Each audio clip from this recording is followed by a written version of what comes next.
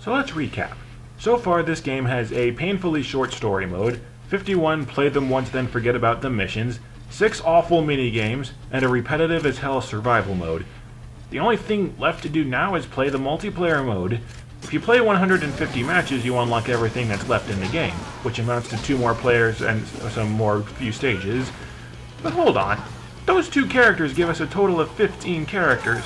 There are more characters than that, right? There is 1 more character to unlock after beating the missions, arcade mode, and multiple versus matches. The last character that you unlock in the game, you have to unlock by entering a cheat code. A cheat code that is not given to you in-game, and that you have to look up on the internet. There's also an extra playable level that is physically impossible to unlock without entering a different cheat code that you have to look up on the internet. I am dead serious.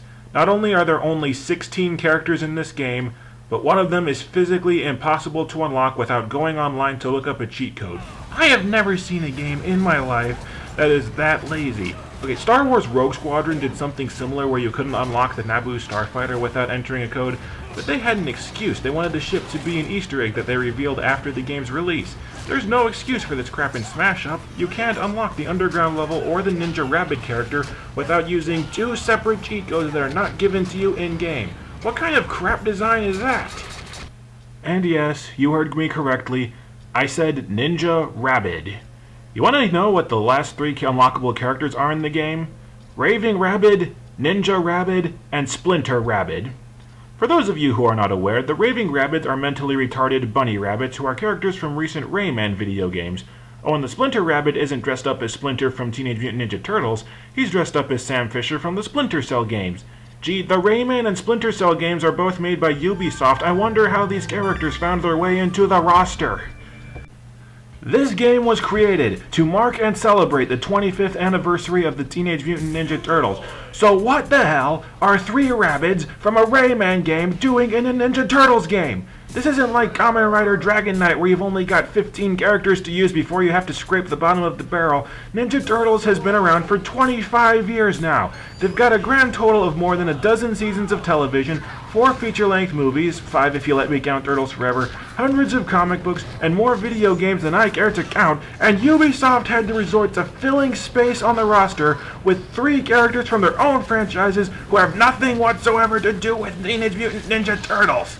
Seriously, let's see how many Ninja Turtles characters that I can list off the top of my head that Ubisoft ignored.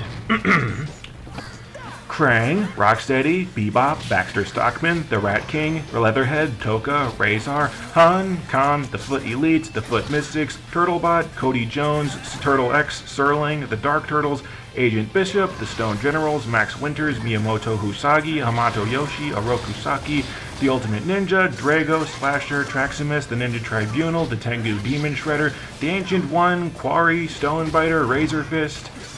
How many characters is that? 48! That's 48 characters that they had to pick from. With a pool of characters that big, there is no excuse for filling space on the roster with 3 joke characters, and there's no excuse to have only 16 characters in total. All of the characters that I just listed are significant characters from various Ninja Turtle stories. There was no reason not to include any of them, especially not if they included a character as minor as the Night Watcher, and especially not in a game that's announced as a celebration of the Turtles' 25th anniversary.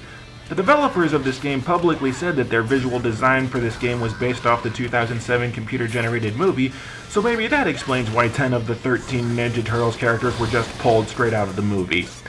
And it's not just the small roster of this game that makes it bad, all of the game's characters feel generic.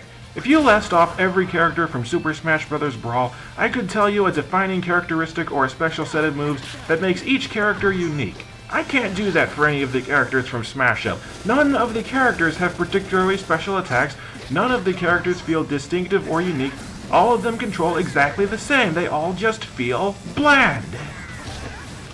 You can really tell that this game was rushed to meet a deadline. If the game's pitiful amount of content and inexcusably small roster weren't enough evidence, the game's programming is a bit inconsistent, I suppose is the nice way to say it. Sometimes your character will just refuse to block for no particular reason. Sometimes the game will let you block the overpowered wall attack, and sometimes it won't. Sometimes the game will just ignore a button press, like the game isn't 100% responsive. Sometimes your attacks will do different things. For example, if you're playing as the Night Watcher and you press over and B, he will usually swing both of his flails at once for a really strong long-range attack. Or he'll just clap his hands together for an attack that has no range whatsoever. I don't know what causes him to use one attack over the other. Oh, and by the way, thank you Ubisoft for having the Night Watcher fight using his flails from the movie instead of making him an exact clone of Raphael like you did in the movie licensed game. Good to see that you've learned your lesson 2 years too late. But the most annoying thing that Smash Up adds to the Smash Bros. Combat system is the ability to stun enemies. Each character has certain attacks which stun enemies, rendering them helpless so the player has to violently shake their controller or joystick to snap out of it. 1, this is really annoying as getting stunned happens with no warning. 2, when the computer uses a stun attack, it works every time, but most of the time when I use a stunning attack, nothing happens. Is there something I'm missing? Am I supposed to make a sacrifice to Gamera before I'm allowed to use stunning attacks? Or is it just a game flaw? I'm going to call it a game flaw, it makes me feel less stupid. To prevent players from stun-locking each other and being cheating bastards, if a player sustains a ton of damage in a short time, the player will flash yellow and you can press up to instantly jump away to safety. In theory, this never works, it doesn't work, and it doesn't stop players from being able to abuse stunning attacks either. Even the menus of this game blow chunks, and that isn't something that should even be possible.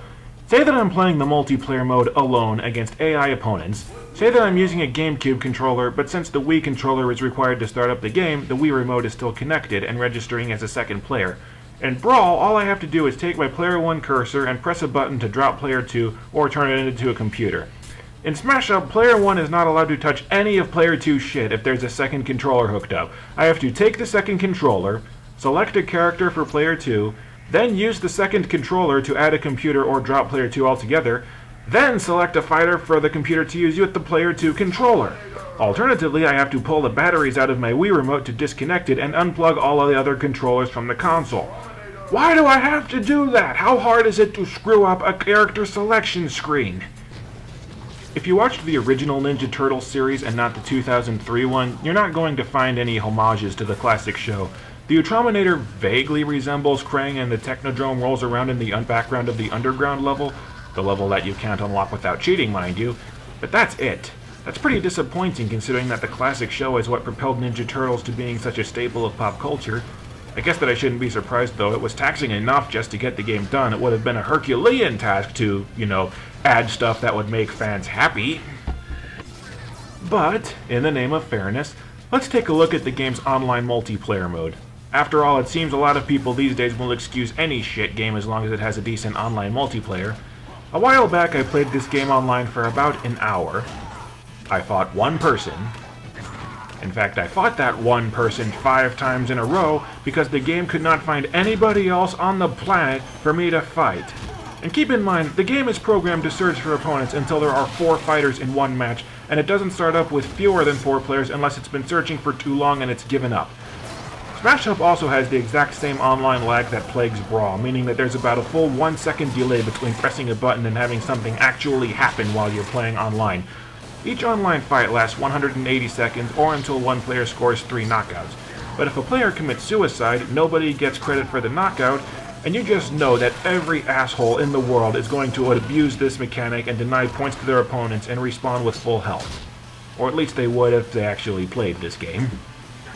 This is the problem with making a game that's focused on online multiplayer, because once a game reaches a certain age or something better comes along, people stop playing your game, and the one feature that made your game worth a damn is now barren and useless. Ubisoft probably thought they could get away with giving this game crappy single-player content and figured that the multiplayer mode would just make up for it. But oops, nobody is still playing the game online. Wah, wah, wah. Every single aspect about this game makes me want to hunt down its development team, slap them across the face, and shout, "Go back and do it again."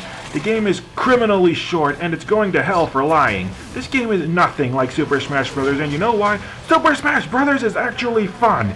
There is nothing to recommend about this game. It has no lasting appeal. The game has insultingly little content. This is a cheap corporate cash-in, that's all there is to it. Teenage Mutant Ninja Turtles Smash Up sucks, and, well, the Shredder says it best. You are a waste of my time.